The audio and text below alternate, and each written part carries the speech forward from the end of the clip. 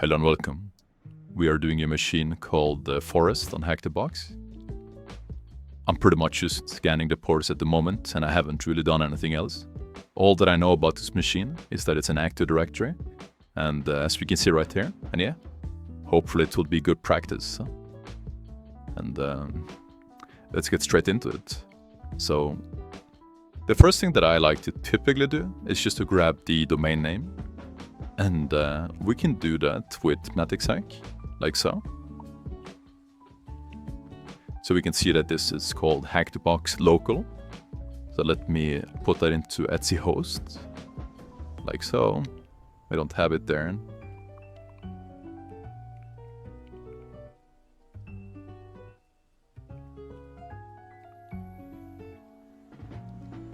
There we go. And then I also like checking if we have anonymous access over SMB. Status access denied. Okay. Can we do something like red brute? I will try with anonymous, and then I will try with guest account as well. Okay. Can I use something like users with LD? And I can. Awesome. So I think I have a one-liner for this, for grabbing all the usernames. Now, the reason why I want the usernames, let me show you in a second.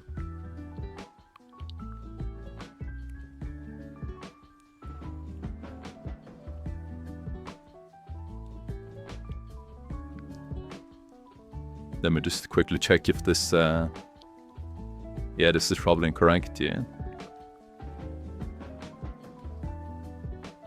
Need to grab the one with the, like so. That should be good to go.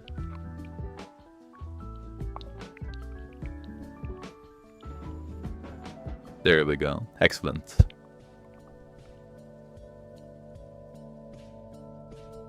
User list.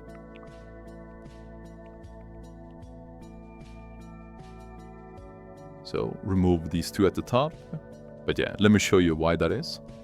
Because as per usual, in the methodology, let me just make a new one for this machine. So copy node and subnodes, and then let me do it on a clean one.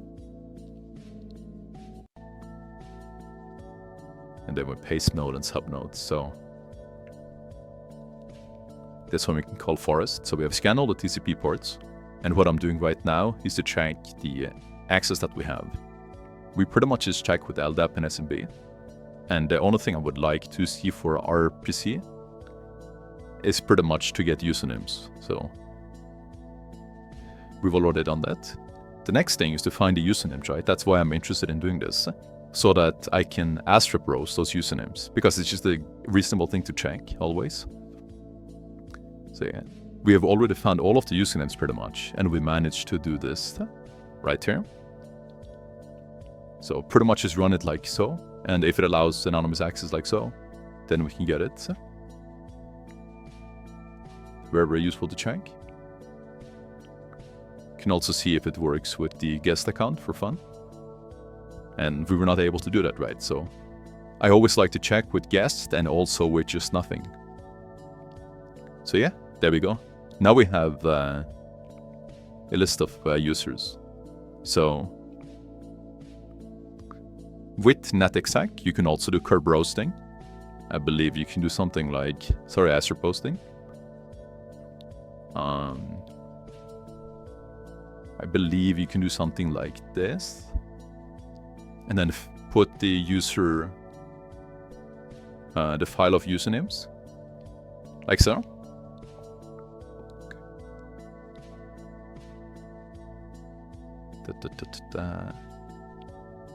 Let me try like this first. If it even hits anything. So it will go through all of the usernames that we found. And yeah, there we go. We could check it with impact as well. I'm just experimenting with doing it like so as well. It really doesn't matter. But yeah, let's see. Can I do -h and then maybe grep for as for post?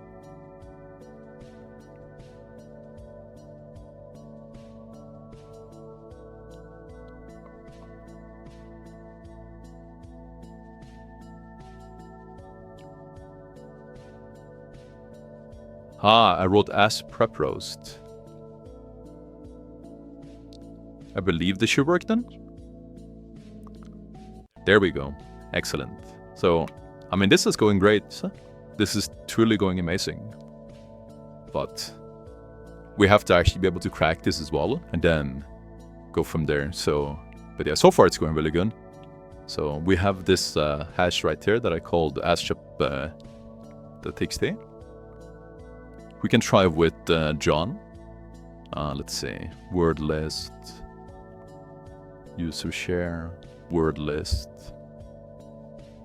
rocky.txt on the astrap hash.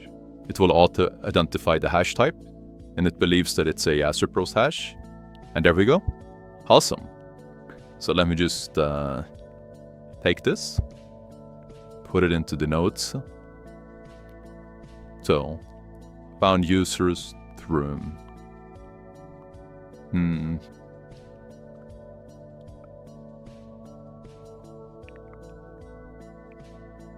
Found users through doing this.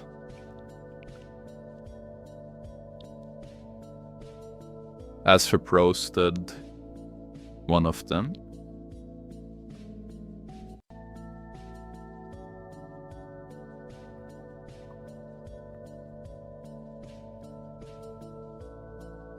Cracked hash with John.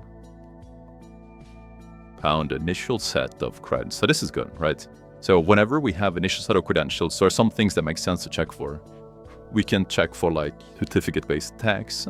We can check for, obviously, trying to authenticate with all of the protocols, and then also check curb roasting as well, okay? So the next thing that I would like to test is to check for curb roasting. So let me just look up curb roast. And I believe you can do curb roast with netexec as well, but it really doesn't matter how you do it, okay?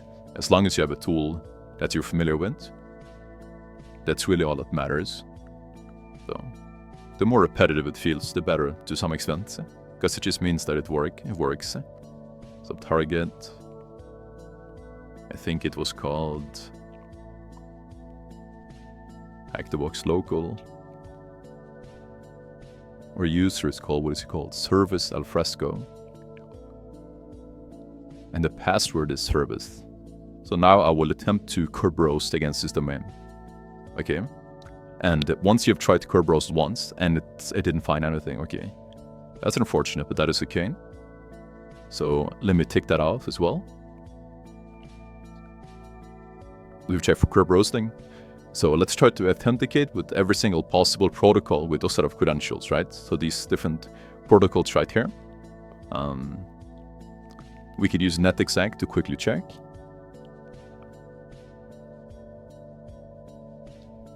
So the user is called alfresco. The password is service.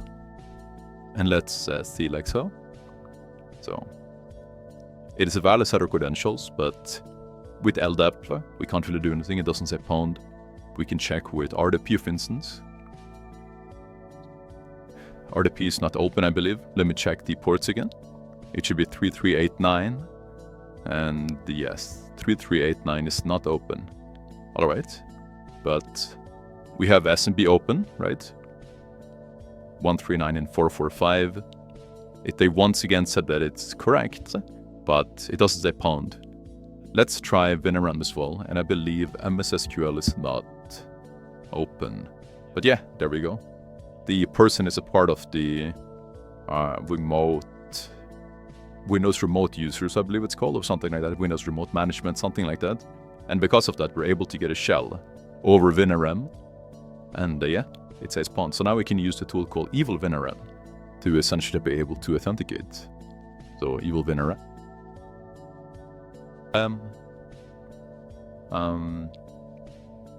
The user is Thurvist Alfresca.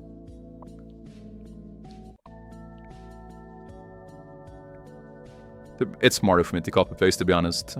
It just decreases the likelihood of typos. So let's try this. Okay, that's incorrect usage. Let me see.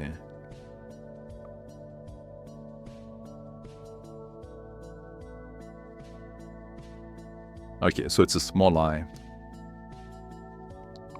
And there we go. Now we have a shell, which is cool. So the first thing that I'd like to check is who am I all? And then power up, right? As always, run who am I all, and then power up, then when fused. These privileges right here, I don't think is interesting at all. We don't have like as impersonate or really anything interesting. These groups are a bit interesting. Like, these are non-default groups at least. And then account operators as well. Let me see if I have any notes on account operators. Not really. Yep, not really.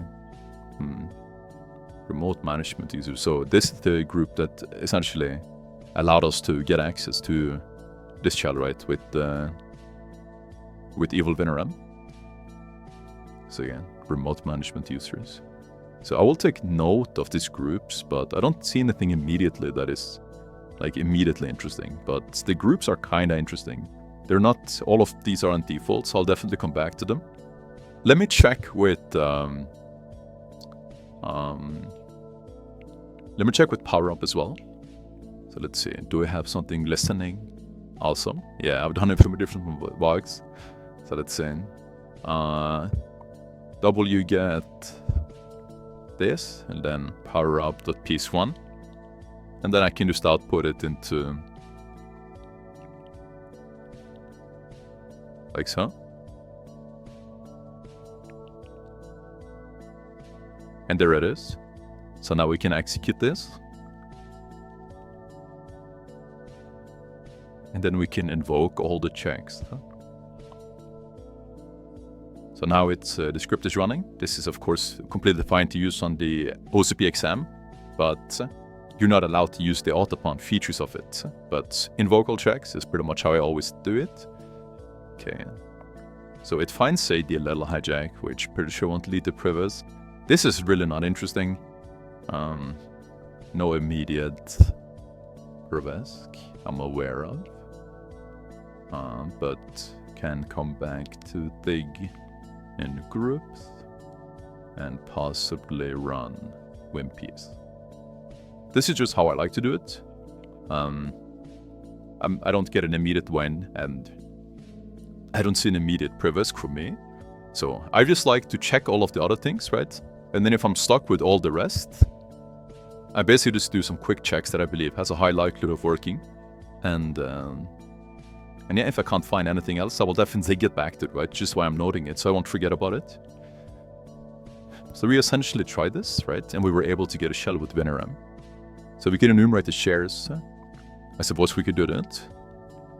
See if there's something immediately interesting. So net exec SMB. Then we can do dash shares. So we only have read access on default shares. So these aren't really non-default and therefore aren't really immediately interesting. So it's something that I will check in the very end if there's anything interesting there, but very most likely not. Okay. So yeah, let's, the next step I suppose is to check Bloodhound.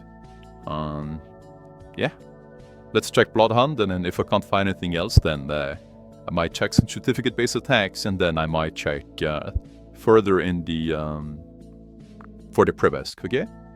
So yeah, let us get the Bloodhound up and running. It is an incredibly useful tool that essentially queries the entire domain and allows you to make a lot better reads on possible domain privilege escalation, paths that you wouldn't necessarily be able to just do locally, right? So let us grab the username.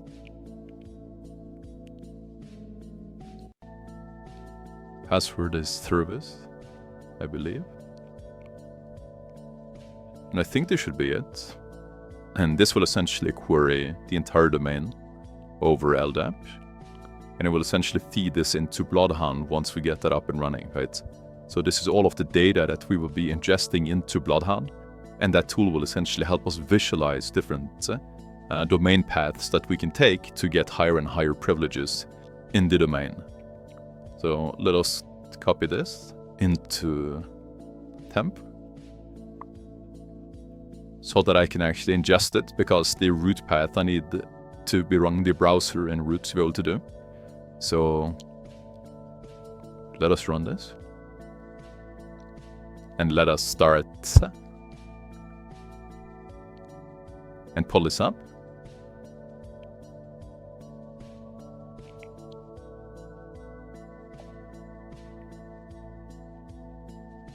So this will probably take now decently fast.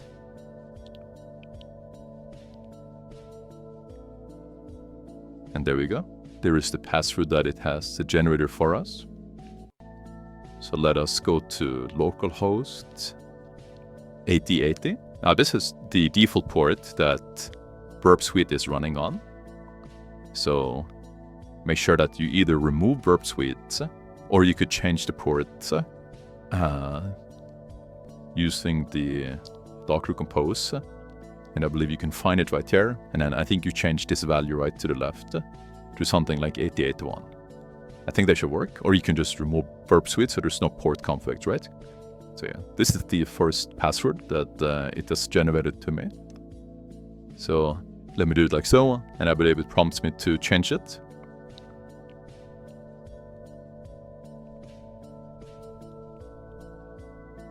So there we go. Set the new password. Oops.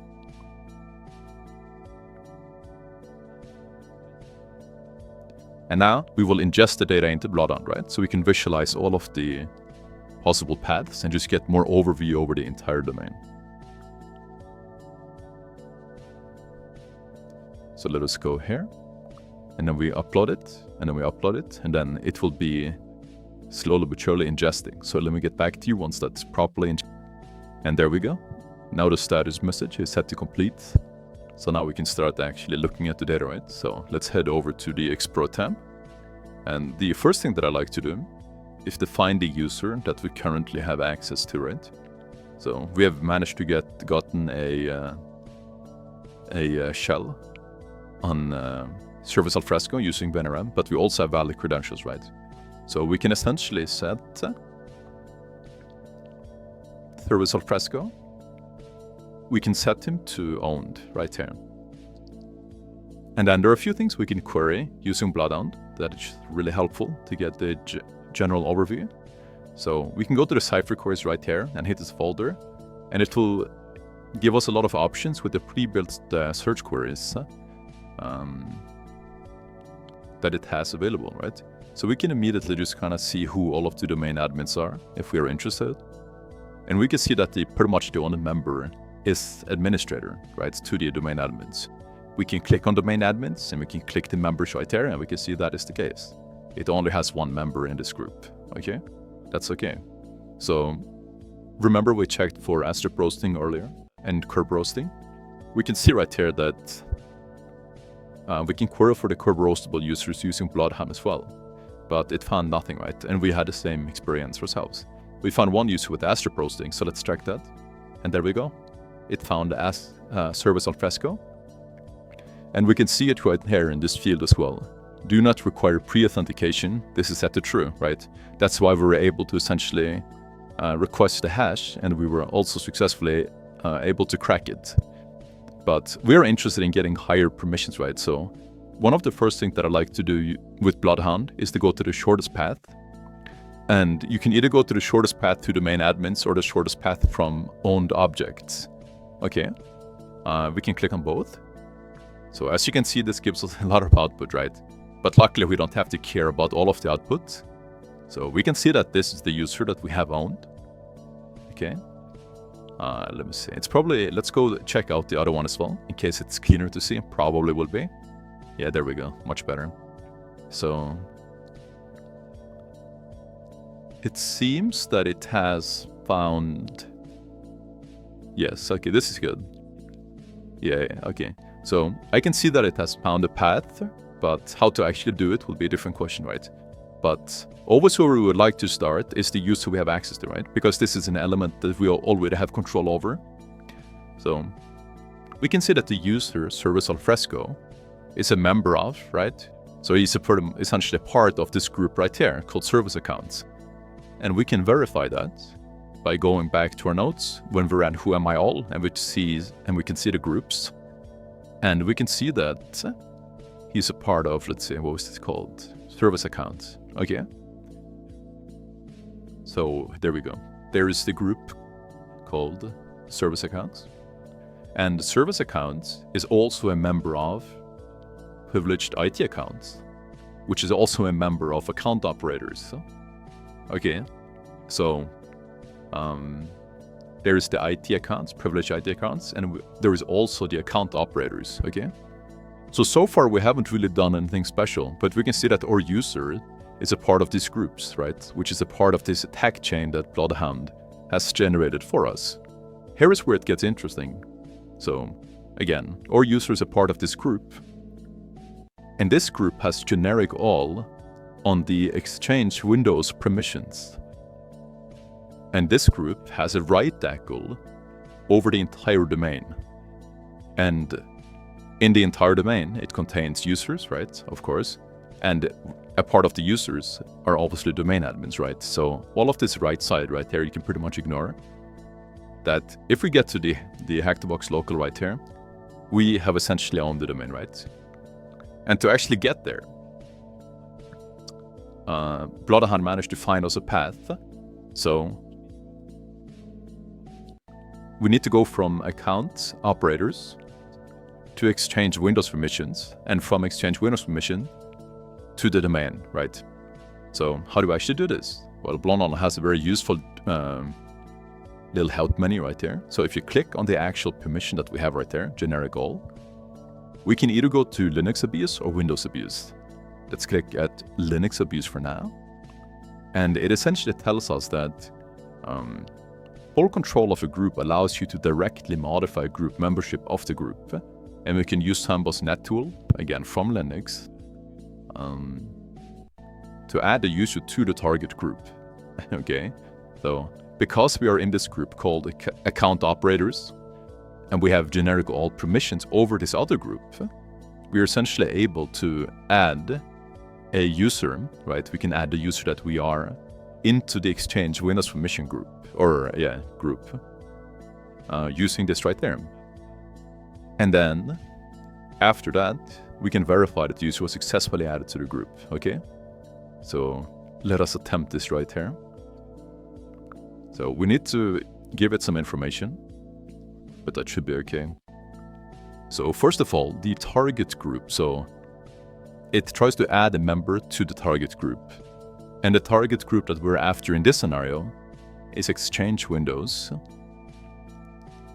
Exchange Windows permissions, like so. The target user that we would like to add to this group is alfresco, service alfresco. The domain was, let's say, Etsy host. The domain was Hack-the-Box local, like so. The controlled user is once again service alfresco. And the password was service, like so. And then the domain controller, I believe that's Hack-the-Box local as well. Let's attempt this and see how it goes. No errors at least. It also gave us, this command right here to verify that it actually worked. So let us try that.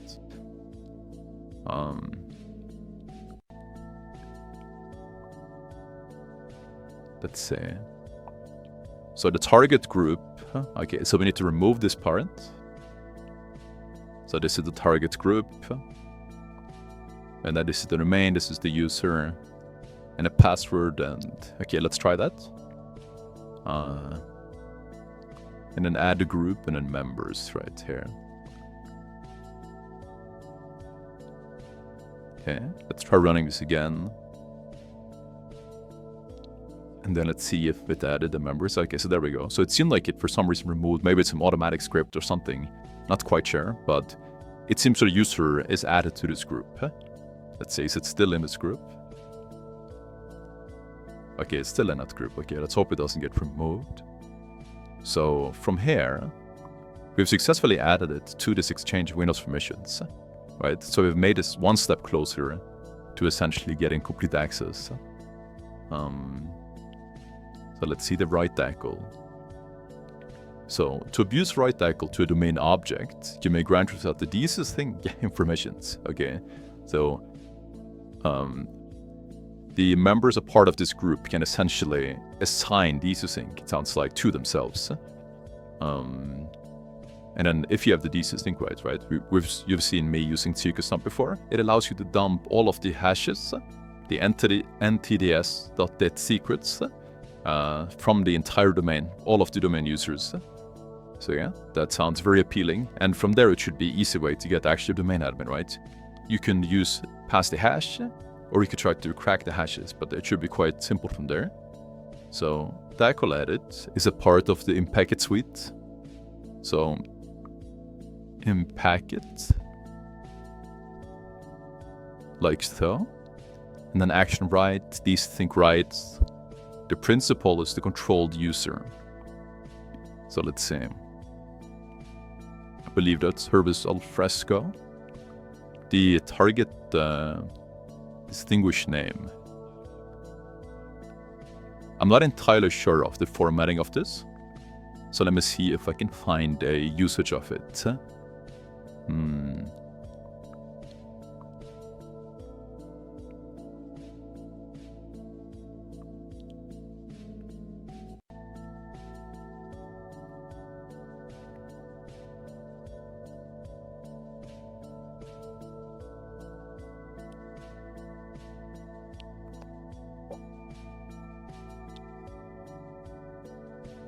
What was it called again? It was called domain distinguished name.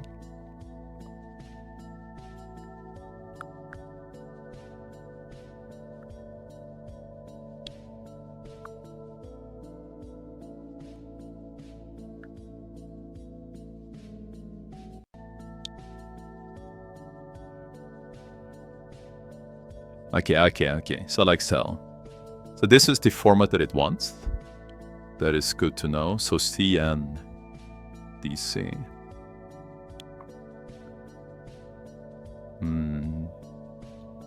Common there. Let's try. Let me try like so first. So the domain is so hackthebox, comma. And then let's try like so. The domain is hackthebox local. And then the user again is service alfresco. And also, I don't know if the user is still a part of this group because of the automatic script, but we will test out. I'm not quite sure what happened there. The user is, no, the password is service. So we can try that. Cannot modify object. Insufficient rights. Okay, let's see again if this user is a part of it. It was not. Okay, so let's re-add him like so. So add this user to this group. Okay, because we have access to do that. Okay, now he's a part of that, and let's try this. Hey, let's try giving him these async rights again. That seemed to actually work. And then from here, let's see. From here, we're able to do desync. Or, yeah, secret dump. So let's try that. Secrets dump.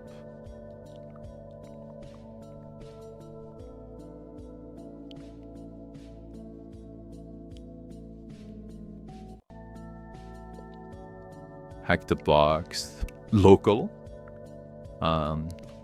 service al fresco. The password was service, and the IP is this. And there we go. So yeah, this particular machine is more so focused on getting a privask in the domain, right? Abusing permissions and using Bloodhound. So yeah, very useful.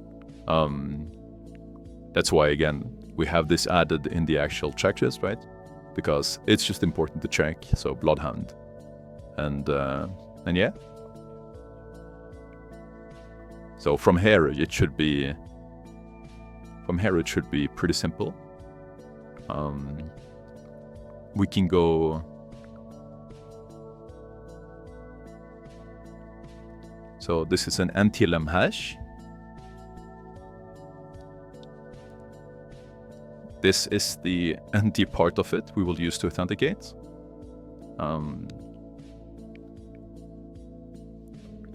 So let's say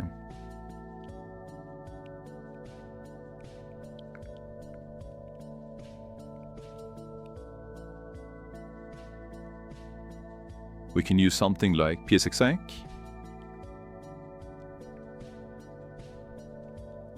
Hack the box local, the administrator is correct.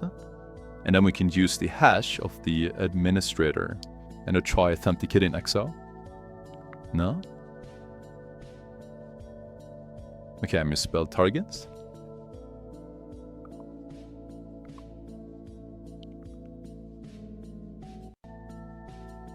That looks better. There we go. Okay. So there is her shell. And from here we are system, and we can dump more hashes, or we can pretty much change whatever permission we want, and that's that machine. So really hope you guys enjoyed and learned something useful.